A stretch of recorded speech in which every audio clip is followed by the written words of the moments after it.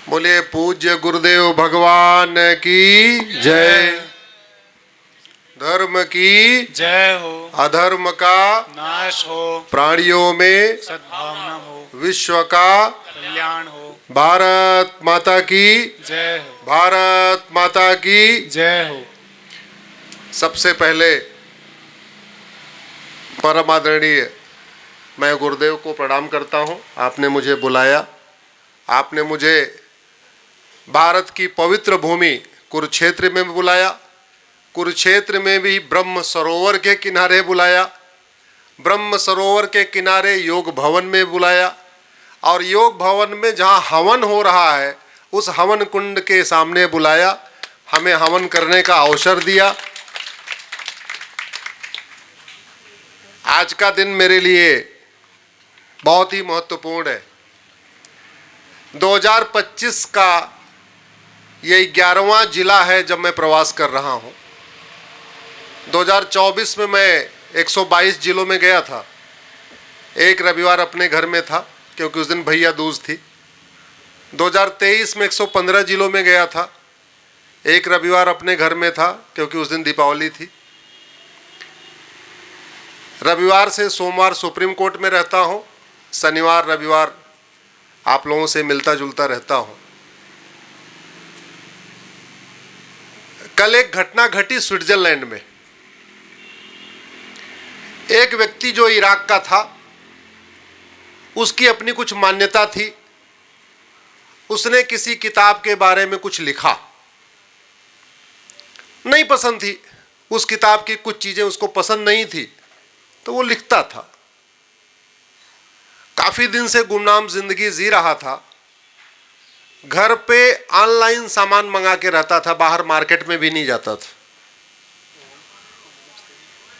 Online सामान जो delivery करता था उस व्यक्ति को शक हुआ कि ये क्या कारण है, ये सिगरेट में भी घर में ही मंगाता है, कोल्ड ड्रिंक भी घर में ही मंगाता है, खाना भी घर में ही मंगाता है, बाहर कुछ खरीदता ही नहीं। महाराज जी, उस व्यक्ति ने, क्योंकि वो देख रहा था लगातार वो डिलीवरी कर रहा था और हर चीज होम डिलीवरी कर रहा था, उसको लगा कुछ तो गड़बड़ है और उसने जासूसी कर दिया कि एक व्यक्ति है जो सब कुछ घर में ही मंगाता है और बाहर से कुछ नहीं लेता। उसने सिगरेट मंगाया। जैसे बालकनी में सिगरेट पीने गया वैसे उसको गोली मार दी गई। ये दुर्भाग्य है कि उसके बारे में बहुत कम लोग जानते हैं। उसका नाम है सलमान मोमिका। इराक का रहने वाला था, स्वीडन में रह रहा था। हमारे देश में जिन लोगों ने कुरीतियों पे बोला, हमने उनका गला नहीं काटा, हमने उनको हाथों हाथ ले लिया। जिन लोगों ने कुप्रथाओं के बारे में आवाज उठाई, हमने उनका घर नहीं जलाया, सर नहीं काटा, जिंदा नहीं जलाया, हमने उनको हाथों हाथ ले लिया। जिन लोगों ने इवन हमारे मनुस्मृति के कुछ श्लोकों के बारे में बोला, उनका भी कुछ नहीं हुआ, आराम से वो पूरे जीवन जीते रहे। कुछ लोगों ने भगवत गीता के बारे में कुछ श्लोक के बारे में बोला, कुछ लोगों ने हमारे सत्यार्थ प्रकाश के खिलाफ कुछ बोला, कुछ लोगों ने हमारे रामायण के खिलाफ कुछ बोला। किसी को मारा गया क्या? जोर से बताइए जरा। नहीं मारा। लेकिन दूसरी तरफ जिन लोगों ने बाइबल के खिलाफ कुछ बोला, या तो उनका गला काटा गया, या तो उनको जिंदा जलाया गया, या तो उनको गोली मारी गई, कुछ न कुछ हुआ। और सेम स्थिति दूसरे और भी किताबों के बारे में थी।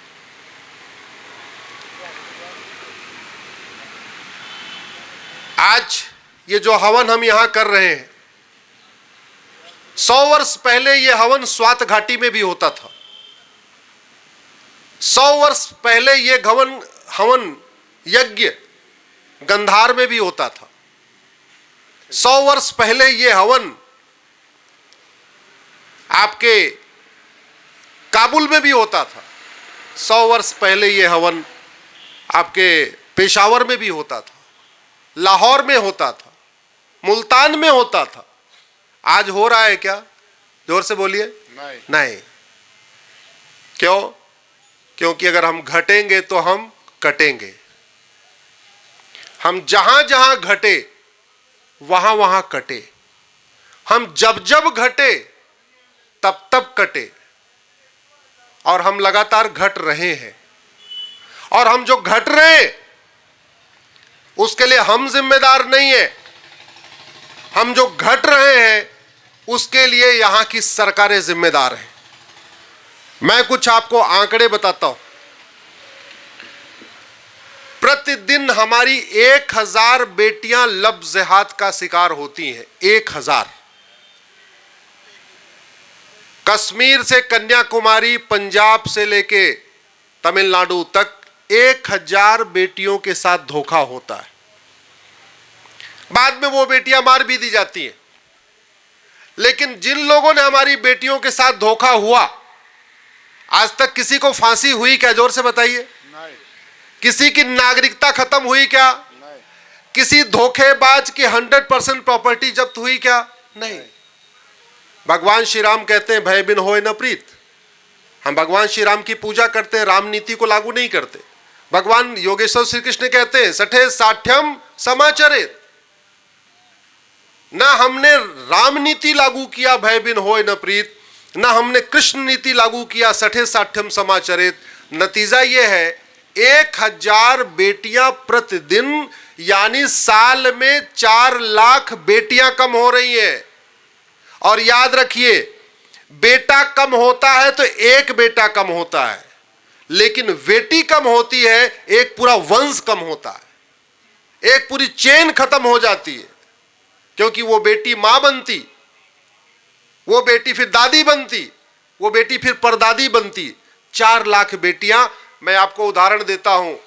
नेहा को अबरार ने मारा, कशिश को अख्तर ने मारा, अंकिता को शाहरुख खान ने मारा, श्रद्धा को आफ्ताब ने मारा, अंजलि को यामीन ने मारा, स्वाति को अरशद ने मारा, तनिष्का को साहिल ने मारा, कृति को वसीम ने मारा, बबली को शाहजहां ने मारा, अंतिमा को रिजवान ने मारा, दीक्षा को इमरान ने मारा, नीलम को तालिब ने मारा, एकता को शाहिद ने मारा, निधि को हैदर ने मारा, नीतू को लाइक ने मारा, वर्षा को वारिस ने मारा, प्रिया को एजाज ने मारा, नेहा को आसिफ ने मारा, शिवानी को आरिफ ने मारा, नैना को शेर खान ने मारा, सोनम को मोहम्मद अंसारी ने मारा, प्रिया को शमशाद ने मारा, निशा को लुकमान ने मारा, सीमा को नदीम ने मारा, खुशी को अशरफ ने मारा, एकता को साकिब मारा, मानसी को मुजम्मिल ने मारा, निकिता को तौसीफ ने मारा, चैनिका को रफीक ने मारा, हिना को अदनान ने मारा।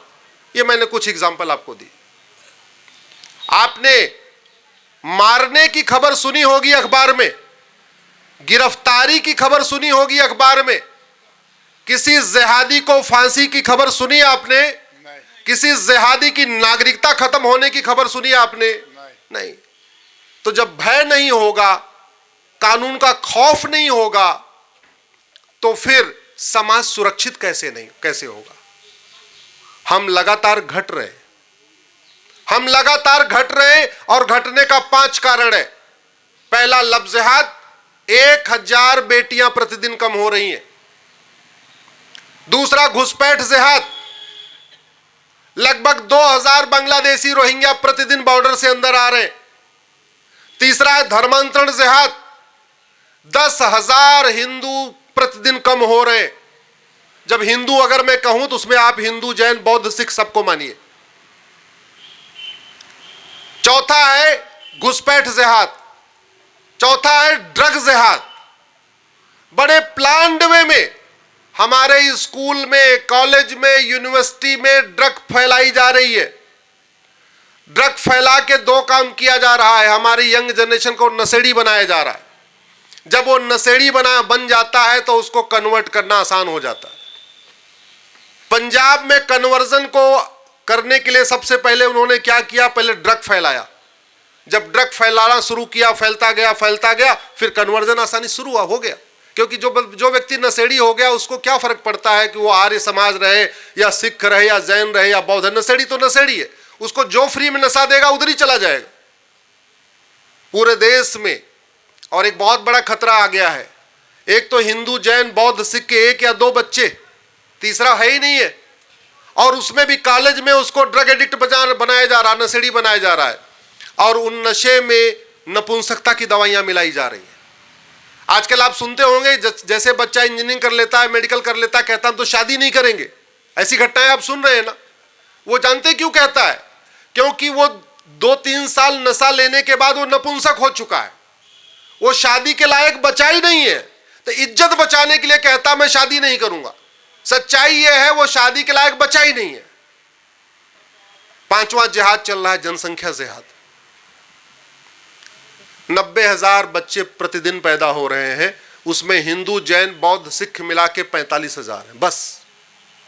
यहां बैठे हुए यहां कोई 4 या 5 से ज्यादा वाला कोई परिवार हो, जरा हाथ उठाए। यहां बहुत सारे लोग बैठे हैं, क्या कोई 5 से ज्यादा वाला? 4 से ज्यादा एक सज्जन बैठे, जरा उनके लिए ताली बजाइए। सब लोग कम से कम एक तो है, इतनी बड़ी सभा में कम से कम कोई एक तो है। यह हमारे लिए बहुत बड़ा खतरा है। आज मैं हरियाणा की पवित्र भूमि से सभी हरियाणा वासियों को, सभी पंजाब के लोगों को एक फार्मूला बताता हूं। जनसंख्या तो 10 साल में, जनसंख्या की गणना 10 साल में एक होती, जो जनगणना होती 10 साल में होती है। लेकिन वोटर लिस्ट हर चुनाव के पहले बनती है।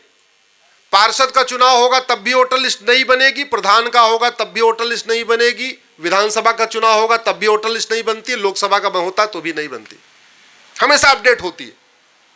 आप किसी एक अपने लोकसभा क्षेत्र की वर्तमान वोटर लिस्ट और 25 साल पुरानी वोटर लिस्ट देख लीजिए, एक किसी अपने विधानसभा की, अपने लोकसभा की, फिर आपको पता चलेगा कि आपके विधानसभा की भी डेमोग्राफी बदल गई है, आपके लोकसभा की भी डेमोग्राफी बदल गई है।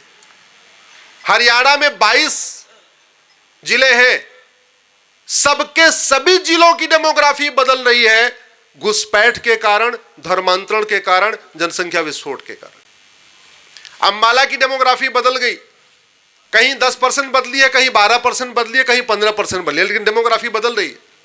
हरियाणा की डेमोग्राफी बदल गई, भिवानी की बदल गई, फरीदाबाद, फतेहाबाद, गुरुग्राम, हिसार, झज्जर, जिंद, कैथल, लगातार डेमोग्राफी बदल रही है। पिछले 25 साल में 15% के आसपास बदली है। करनाल, कुरुक्षेत्र, महेंद्रगढ़, नूह और पलवल की लगभग 12% बदली है। पंचकुला, पानीपत, रेवाड़ी, रोहतक, सिरसा, सोनीपत, यमुनानगर की भी लगभग 12% डेमोग्राफी बदली है।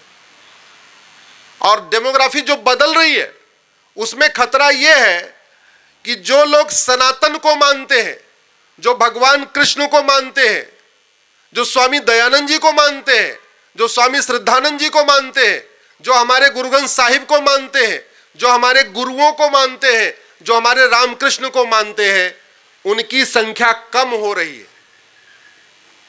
और जो नहीं मानते उनकी संख्या बढ़ रही है। स्वामी विवेकानंद जी ने कहा था, धर्मांतरण करने से एक हिंदू कम नहीं होता, धर्मांतरण करने से एक दुश्मन बढ़ता है। और यह सच्चाई भी है। भारत में जितने खतरे पैदा हो रहे हैं वो कौन कर रहा है? कन्वर्टेड हिंदू। अफजल गुरु कौन था? जोर से बोलिए जरा। कन्वर्टेड हिंदू। याकूब मेनन कौन था? कन्वर्टेड हिंदू। दाऊद इब्राहिम कौन है? कन्वर्टेड हिंदू। संसद पे हमला करने वाले कौन थे? कन्वर्टेड हिंदू।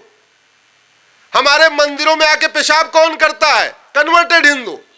मूर्तियों को कौन तोड़ता है? कन्वर्टेड हिंदू। हमारी शोभा यात्रा में पत्थरबाजी कौन करता है? कन्वर्टेड हिंदू। तो जो समस्याएं हैं वो किससे हैं? जोर से बोलिए जरा। धर्मांतरण से, कन्वर्टेड हिंदुओं से। और कन्वर्जन को रोकने के लिए हमारे यहां सिख पंथ की स्थापना हो गई। हमारे पूर्वजों ने कन्वर्जन को रोकने के लिए कितना काम किया, कितना बड़ा बलिदान किया। गुरु तेग बहादुर जी ने अगर कन्वर्जन का विरोध नहीं किया होता, उनका शीश कटता क्या? जोर से बताइए। नहीं। गुरु गोविंद सिंह जी ने अगर धर्मांतरण का विरोध नहीं किया होता तो उनके परिवार को बलिदान देना पड़ता क्या? नहीं। तो हमारी सरकारों की क्या ड्यूटी थी कि जिन चीजों, जिन बुराइयों के खिलाफ, जिन समस्याओं के खिलाफ हमारे पूर्वजों ने इतना बड़ा बलिदान किया, बंदा बहादुर ने बलिदान किया, हमारे गुरुओं ने बलिदान किया, कम से कम हम उसको भारत में जघन्य अपराध घोषित कर दे, कम से कम धर्मांतरण के खिलाफ कठोर कानून बना दे।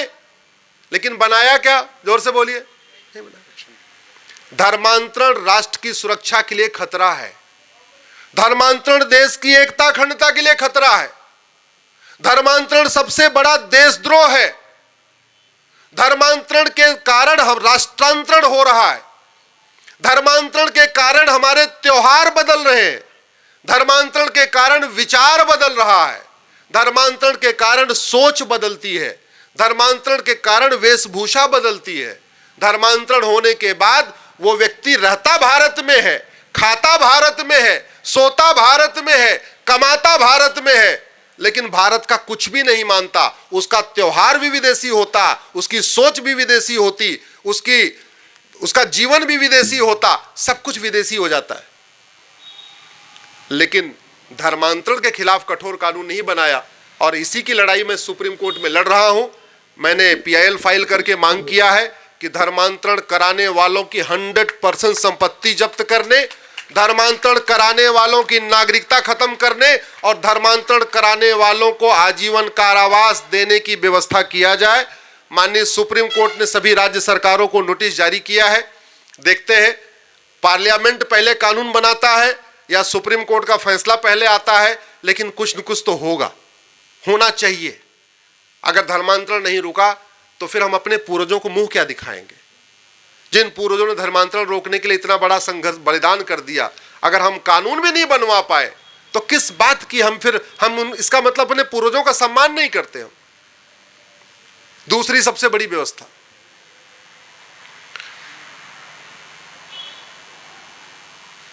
भारत कहने को तो स्वतंत्र हुआ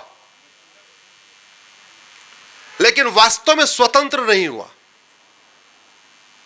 स्वतंत्र दो शब्दों से मिलकर बना है, स्व और तंत्र। स्व मतलब हमारा स्वयं का और तंत्र मतलब सिस्टम। आखिर स्कूलों में हमारे गुरुकुल में यज्ञ होता था, पहले होता था कि नहीं? आज क्या देश के सभी स्कूलों में यज्ञ हो रहा है क्या? नहीं। हमारे स्कूलों में भगवत गीता पढ़ाई जाती थी, हमारे अपने धार्मिक ग्रंथ पढ़ाए जाते थे। आज पढ़ाए जा रहे हैं क्या? नहीं, क्योंकि एजुकेशन सिस्टम गुलामी वाला चल रहा है। हम कहते स्वतंत्र है, कोई तंत्र हमारा नहीं है। एजुकेशन सिस्टम गुलामी का, पुलिस सिस्टम गुलामी का, जुडिशियल सिस्टम गुलामी का, इलेक्शन सिस्टम गुलामी का, इतिहास गुलामी का, और बाकी तो छोड़िए, नाम तक गुलामी के। अंग्रेज दे के गए थे इंडिया, आज तक इंडिया हमने खत्म नहीं किया। अंग्रेज जहाज के ऊपर वीटी लिख के गए थे। वीटी का मतलब होता है विक्टोरिया टेरिटरी। आज भी कभी एयरपोर्ट पे जाइएगा, देखिएगा जहाज के ऊपर वीटी लिखा रहता है, विक्टोरिया टेरिटरी आज भी लिखा रहता है। हम स्वतंत्र हैं क्या? मैंने एक PIL फाइल किया सुप्रीम कोर्ट में। उस PIL मैंने ये कहा कि जिन स्थानों का वर्णन बाइबल में है वो सारे स्थान उसी नाम से पाए जाते हैं। जिन स्थानों का वर्णन कुरान और हदीस में है वो सारे स्थान उसी नाम से आज भी पाए जाते हैं। लेकिन जिन स्थानों का वर्णन हमारे धार्मिक ग्रंथों में, उसमें एक भी स्थान नहीं मिल रहा है। कुछ स्थान छोड़ दीजिए, कुरुक्षेत्र मिल रहा है, बाकी स्थान नहीं मिल रहे। भगवान कृष्ण ने 5 गांव मांगा था, अभी महाराज जी ने बताया। वो 5 गांव जरा भारत के नक्शे पे ढूंढ के बताइए कहां है। तिलप्रस्थ गांव था, 5 गांव में एक गांव तिलप्रस्थ था। फरीद खान उसको फरीदाबाद बना दिया, हम स्वतंत्र हो गए। हमने फरीदाबाद को दोबारा तिलप्रस्थ बनाया क्या? जोर से बोलिए। नहीं। पांडवों ने अज्ञातवास कहां किया था? विराट में। होशियार खान नाम का लुटेरा गया, उसने विराट को होशियारपुर बना दिया पंजाब में। हमने होशियारपुर को दोबारा विराट बनाया क्या? नहीं। एक गांव था गजप्रस्थ, गाजी खान नाम का लुटेरा गया, उसने गजप्रस्थ को गाजियाबाद बना दिया। हमने गाजियाबाद को रिवर्ट करके गजप्रस्थ बनाया क्या? नहीं। एक गांव था सोनप्रस्थ, क्या बन गया वो? सोनीपत। एक गांव था पानप्रस्थ, वो क्या बन गया? पानप्रस्थ। एक गांव था इंद्रप्रस्थ, वो क्या बन गया? दिल्ली। तो हमारे महाभारत में लिखा है 5 गांव, वो 5 गांव नहीं मिल रहे। इसलिए हमारे बच्चों को कहा जाता है रामायण महाभारत काल्पनिक घटना है। उनके पास कोई तर्क नहीं होता यह कहने के लिए कि नहीं, काल्पनिक नहीं है, स्थान है। और दुनिया, जैसा गुरुदेव ने बताया, दुनिया का सबसे बड़ी राजधानी कौन थी? हस्तिनापुर। आज की डेट में हस्तिनापुर नाम का कोई जिला है क्या? है क्या? वो भी मेरठ का एक छोटा सा कस्बा बना हुआ है। क्या हमने हस्तिनापुर को दिव्य और भव्य बनाया क्या? जो हस्तिनापुर की स्थिति प्राचीन भारत में थी उसको मैंने उसी तरीके से विकसित किया क्या? नहीं। जब नहीं किया तो फिर हमारे बच्चों को जब कहा जाएगा रामायण महाभारत काल्पनिक घटना है तो मान लेंगे, वो तर्क नहीं कर पाएंगे। न गुलामी का नाम मिटा, न गुलामी का निशान मिटा, न गुलामी की कुरीतियां मिटी, न गुलामी की कुप्रथाएं मिटी, न गुलामी की शिक्षा बदली, न गुलामी की चिकित्सा बदली, न गुलामी की न्याय व्यवस्था बदली, न गुलामी की प्रशासनिक व्यवस्था बदली। सब कुछ गुलामी का चलता रहा। और वो इसलिए चल रहा है, राजनीतिक पार्टियों ने हमें अलग अलग चीजों की अफीम खिला दिया और हम राजनीतिक पार्टियों की अफीम खा के हम पार्टियों के गुलाम हो गए।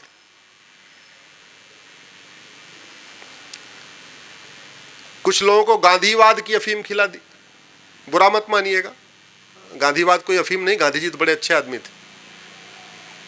आज तक समझ में नहीं आया कि गांधीवाद की बात करने वाले गांधी के आदर्शों को लागू करने की मांग क्यों नहीं करते। गांधी तो सत्य के पुजारी थे, सच बोलते थे ना। गांधी जी को झूठ से बड़ी नफरत थी, तो इसका मतलब झूठ गंभीर अपराध होना चाहिए। हमारे देश में झूठ गंभीर अपराध है क्या? झूठी शिकायत करना थाने में गंभीर अपराध है क्या? जोर से बोलिए। झूठी एफआईआर करना गंभीर अपराध है क्या? झूठी गवाही देना गंभीर अपराध है क्या? झूठी जांच करना गंभीर अपराध है क्या? झूठी वसीयत बनवाना गंभीर अपराध है क्या? झूठी विरासत बनवाना गंभीर अपराध है क्या? दूसरे की जमीन झूठे कागज बनवा के अपने नाम करवा लेना गंभीर अपराध है क्या? झूठा आधार बनवाना गंभीर अपराध है क्या? झूठा राशन कार्ड बनवाना गंभीर अपराध है क्या? झूठा ए सर्टिफिकेट नहीं, कुछ भी नहीं है। नतीजा क्या हो रहा है? घुसपैठिए बॉर्डर पे 2000 रुपए दे के अंदर आ रहे हैं। अंदर आते हैं 2000 रुपए में आधार, 2000 में राशन कार्ड, 2000 रुपए में ड्राइविंग लाइसेंस, 3000 रुपए में वोटर आईडी। और जब 15,000 रुपए खर्च करके 5-6 डॉक्यूमेंट बनवा लेते हैं, फिर वो जनधन खाता खुलवा लेते हैं। और जनधन खाता खुलवाने के बाद मुफ्त में मकान लेते हैं, हर महीने मुफ्त में राशन लेते हैं, वजीफा लेते हैं, लोन भी लेते हैं। और किसके पैसे से? जो पैसा किसने दिया? टैक्स आपने। तो बल्ले बल्ले है ना, ऐसी व्यवस्था चल रही है। और नतीजा क्या हुआ?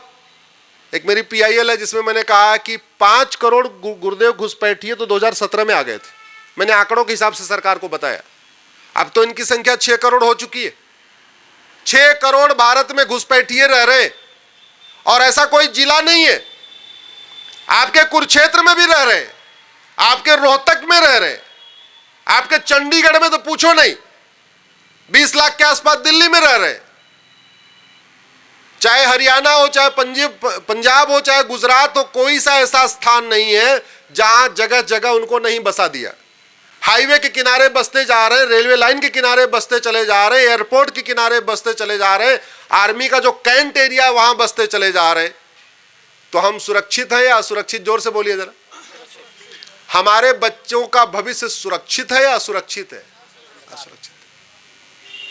कैसे होगा? सुरक्षित होगा जब राम नीति और कृष्ण नीति लागू होगी। राम नीति है भय बिन होय न प्रीत, और कृष्ण नीति है सठे साठ्यम समाचर। यही तरीका है। जो समस्या भारत में है वो सिंगापुर में नहीं है, जो समस्या भारत में है वो जापान में नहीं है। मैं कई बार कहता हूं, लोग कहते हैं जी कलयुग चल रहा है, कलयुग चल रहा है। मैं पूछता हूं ये जापान में कलयुग क्यों नहीं है? न्यूजीलैंड में कलयुग क्यों नहीं है? सिंगापुर में कलयुग क्यों नहीं है? ये सारा का सारा कलयुग स्वामी दयानंद जी की भूमि पे क्यों है? भगवान राम की भूमि पे क्यों है? भगवान कृष्ण की भूमि पे क्यों है? गौतम बुद्ध की भूमि पे क्यों है? गुरु गोविंद सिंह के भूमि पे क्यों है? ये सारा कलयुग इधर ही क्यों है, उधर क्यों नहीं है? मेरा मानना है कि जब तक समाज के साथ साथ सरकारें अपने स्वधर्म का पालन नहीं करेंगी तब तक सुरक्षित भारत नहीं बनेगा। जैसे डॉक्टर का काम है अच्छी तरीके दवाई देना, ड्राइवर का काम है अच्छी तरीके गाड़ी चलाना, शिक्षक का काम है अच्छी शिक्षा देना, वैसे सांसद विधायक का काम है देश को सुरक्षित बनाने के लिए सर्वोत्तम कानूनों का निर्माण करना। यह काम है। दुर्भाग्यवश अपना घर तो सुरक्षित बना रहे, अपने घर में ऊंची ऊंची बाउंड्री भी करा रहे, घर में सिक्योरिटी गार्ड भी रख ले रहे, लेकिन आम जनता को, और मैंने एग्जाम्पल दिया, मैंने ये 50 बेटियों का नाम लिया, किसी भी बेटी के हत्यारे को न आजीवन कारावास हुआ, न उसकी नागरिकता खत्म हुई, न उसकी 100% प्रॉपर्टी जब्त हुई। जब प्रॉपर्टी नहीं जब्त होगी तो खौफ कैसे पैदा होगा? खौफ तो तभी पैदा होगा ना कि एक आदमी कुछ गड़बड़ करे, 6 महीने के अंदर उसको ऐसी सजा मिले कि बाद में पूरे, भाई किसी के घर में अगर सुरक्षित बनाने का 2 ही तरीका है, बाउंड्री ऊंची हो और इस बात का खौफ है कि अगर इस घर में हमने प्रवेश रखा तो यहां दरवाजे पे 2 लोग खड़े हैं, मुष्टन लाठियों से पीटेंगे हमको, तभी खौफ पैदा होता है। ऐसे देश के बारे में खौफ होता है। जिस दिन पता चल जाए कि भैया भारत में अवैध रूप से रहना गंभीर अपराध है तो ये भागेंगे यहां से। अभी क्यों बांग्लादेशी आ रहे हैं, क्यों रोहिंग्या आ रहे हैं? क्योंकि 1946 का घटिया फॉरेनर एक्ट चल रहा है जो अंग्रेजों ने बनाया था, वो कानून आज तक नहीं बदला गया और नतीजा है घुसपैठी आते जा रहे हैं, जाते जा रहे हैं, आते जा रहे हैं। और घुसपैठियों को मदद करने के लिए बाहर से फंडिंग आ रही है तो घुसपैठियों के लिए सुप्रीम कोर्ट में वकील भी खड़े हो जाते। मेरी बहुत सारी पीआईएल का विरोध करने के लिए गुरुदेव सुप्रीम कोर्ट में भूतपूर्व कानून मंत्री, भूतपूर्व वित्त मंत्री, भूतपूर्व गृह मंत्री खड़े हो जाते हैं। ऐसे ऐसे लोग हमारे खिलाफ आके खड़े हो जाते हैं जो एक बार सुनवाई का 20 से 25 लाख रुपए लेते हैं। तो उनको 20 से 25 लाख रुपए कोई दे रहा है तभी तो आके खड़े हो रहे हैं। ये बांग्लादेशी रोहिंग्या के पास इतना पैसा है क्या कि वो 20 से 25 लाख रुपए दे के बड़े बड़े वकीलों को खड़ी कर? नहीं। तो कहीं इसका मतलब बाहर से आ रहा है या अंदर से कोई दे रहा है, कोई ना कोई तो कर रहा है ना। मेरा आप लोगों से आग्रह है, आप लोग इस बात को समझिए कि जितना आवश्यक है धर्म की जय करना, उतना ही आवश्यक है अधर्म का नाश करना। धर्म की जय करना सरकार समाज का काम है। धर्म की जय करना हमारे धर्मगुरुओं का कार्य है। यज्ञ करना धर्म की जय है, गौशाला चलाना धर्म की जय है, गाय को पालना धर्म की जय है, धर्मशाला खोलना धर्म की जय है, लंगर लगाना धर्म की जय है। लेकिन धर्म की जय करने से अधर्म का नाश नहीं होता। अधर्म का नाश करने के लिए तो नियम कानूनों को बदलना पड़ेगा और सरकारों की यह ड्यूटी है कि अधर्म का नाश करें।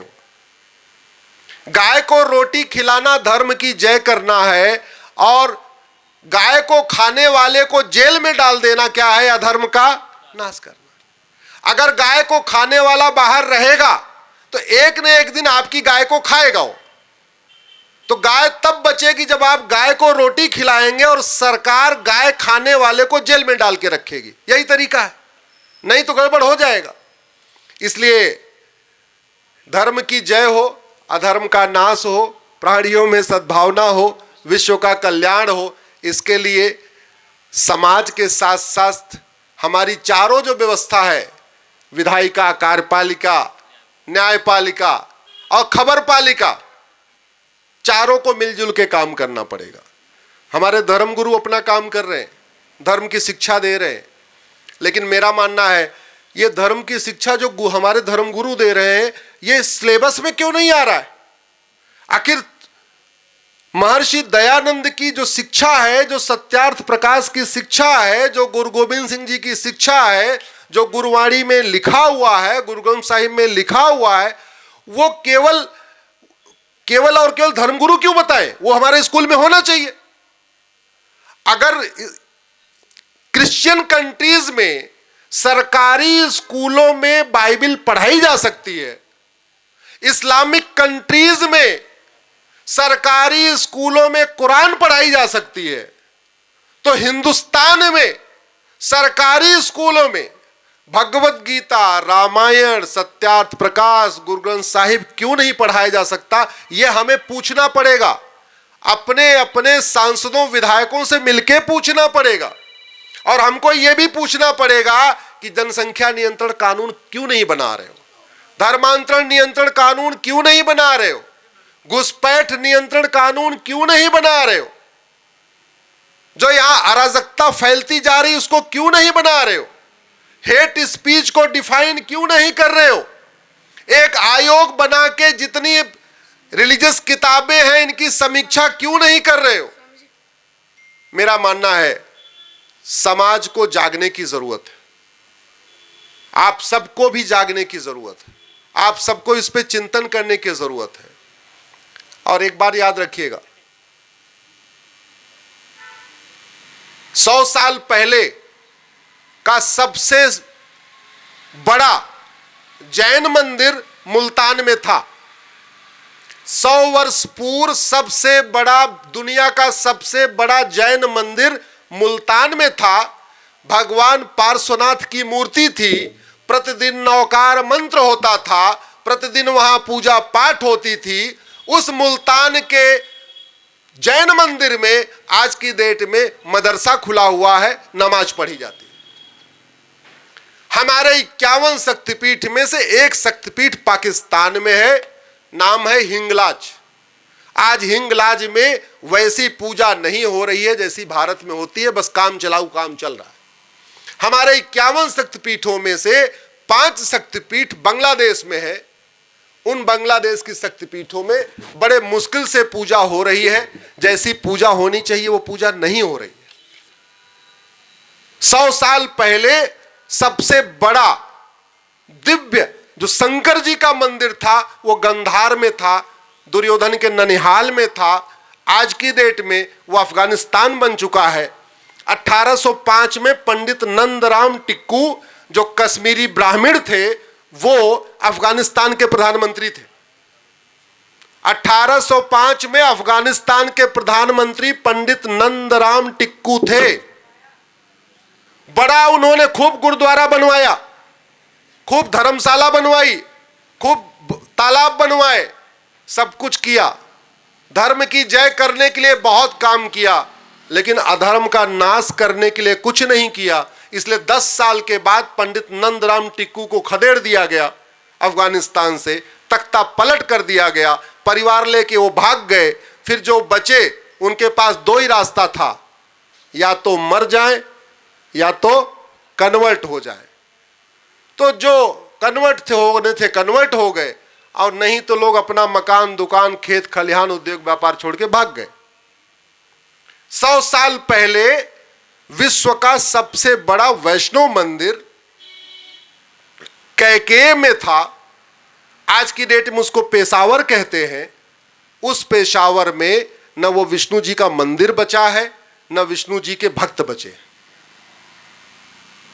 100 साल पहले जो भारत था, स्वाभाविक सी बात है, पाकिस्तान, बांग्लादेश सब उसी का पार्ट होता था। वहां वो सारे कार्य होते थे जो हम यहां कर रहे हैं। आज हो रहा है क्या? नहीं। बाकी तो छोड़िए, 1971 कोई बहुत पुरानी बात नहीं है। 1971 में जब ये बांग्लादेश के ऊपर पाकिस्तान की सेना अत्याचार कर रही थी, उस अत्याचार का विरोध करने के लिए भारत की सेना गई।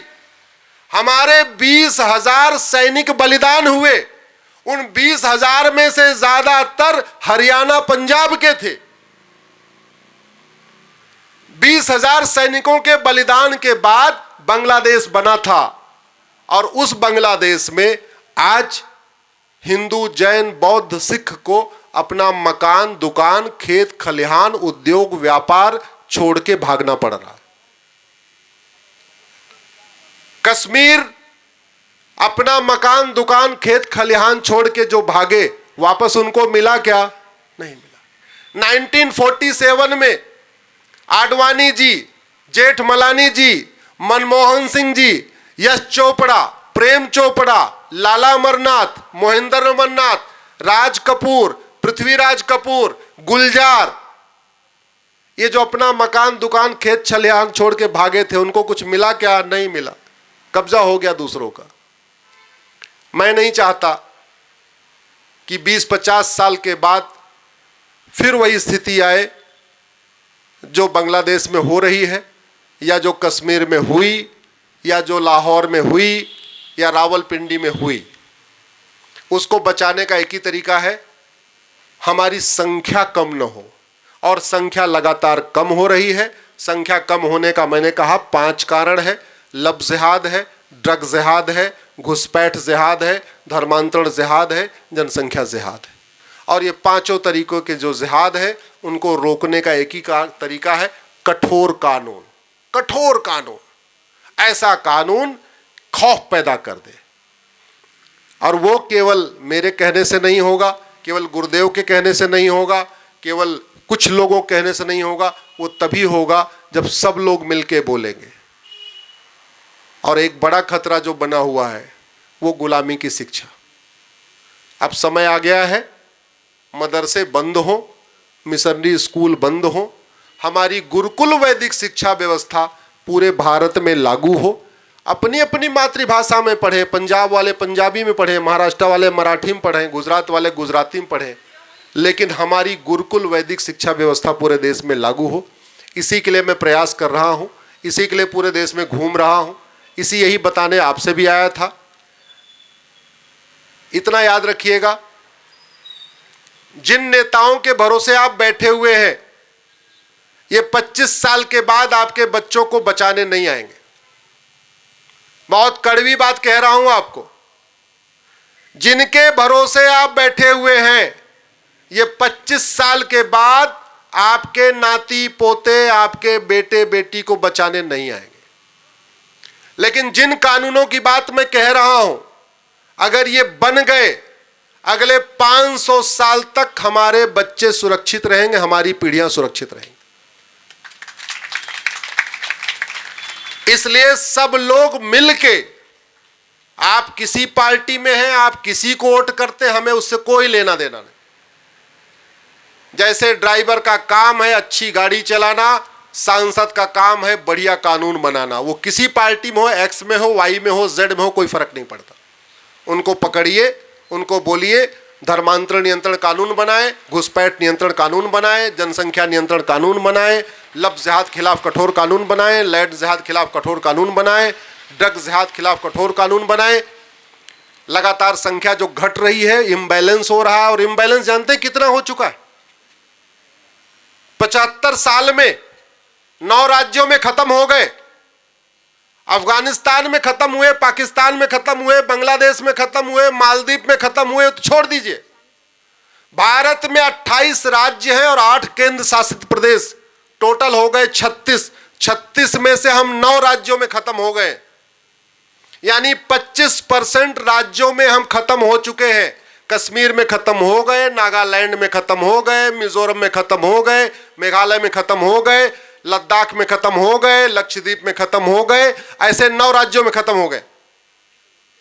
भारत में 800 जिले हैं, 800 जिलों में से 200 जिलों में खत्म हो गए। भारत में 6000 तहसीलें हैं, 6000 तहसीलों में से 1500 तहसीलों में खत्म हो चुके।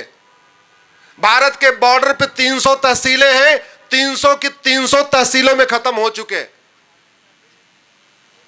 अगर अब भी नहीं जागे, अभी भी अगर नहीं जागे, तो भगवान ही बचा पाएंगे, फिर इंसान का क्या कहना। अगर अभी भी नहीं जागे तो स्थितियां अच्छी नहीं आएंगी। अपने बच्चों के लिए अच्छा घर बना रहे हैं, बनाइए, लेकिन इस बात की चिंता करिए कि 25-30 साल के बाद में आपके घर में आपका बच्चा ही रहे।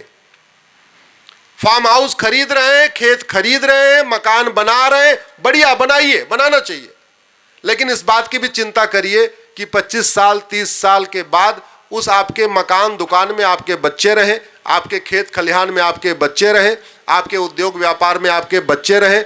अंत में आपको एक छोटा सा एग्जाम्पल देता हूं। जहां पांचाली पैदा हुई थी, उस स्थान का नाम था पांचाल। जहां द्रौपदी पैदा हुई उसका नाम क्या था? पांचाल।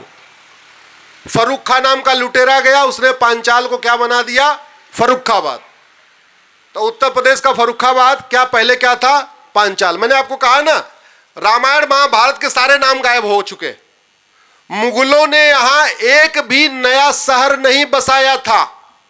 मुगलों ने हमारे बसे बसाए शहरों का नाम बदला था। मुगलों ने एक भी यहां नया मंदिर नहीं, मस्जिद नहीं बनाई थी। मुगलों ने हमारे मंदिरों का गुंबद बदला था। उनको केवल और केवल चूंकि हमारा नामो निशान मिटाना था, तो इसलिए उन्होंने हमारे बसे बसाए शहरों का नाम बदल दिया, हमारे बने बनाए मंदिरों का गुंबद बदल दिया। फर्रुखाबाद में एक जैन साहब हैं, नाम नहीं लेना चाहूंगा, अभी ढाका से आए हैं।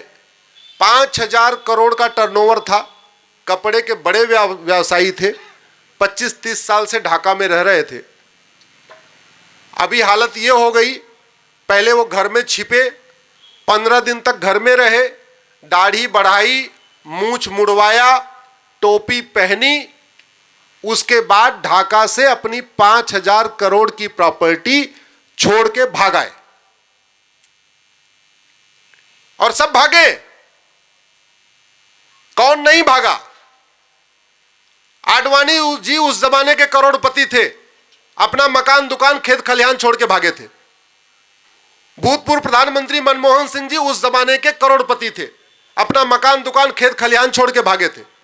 इंद्र कुमार गुजराल साहब उस जमाने के संपन्न थे, अपना मकान दुकान खेत खलिहान छोड़ के भागे थे।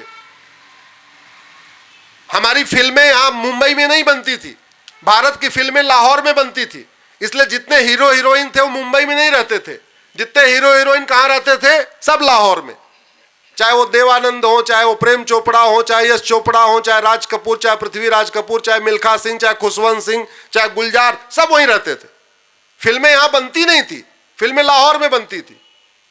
सारे हीरो हीरोइन, निर्माता, निर्देशक लाहौर से अपना मकान दुकान खेत खलिहान उद्योग व्यापार छोड़ के भागे। जेठमलानी जी उस जमाने के संपन्न परिवार, संभ्रांत परिवार के, बेचारे 10 रुपए लेके आए थे यहां पे। हम ऐसा भारत नहीं चाहते, हम एक सुरक्षित भारत चाहते हैं।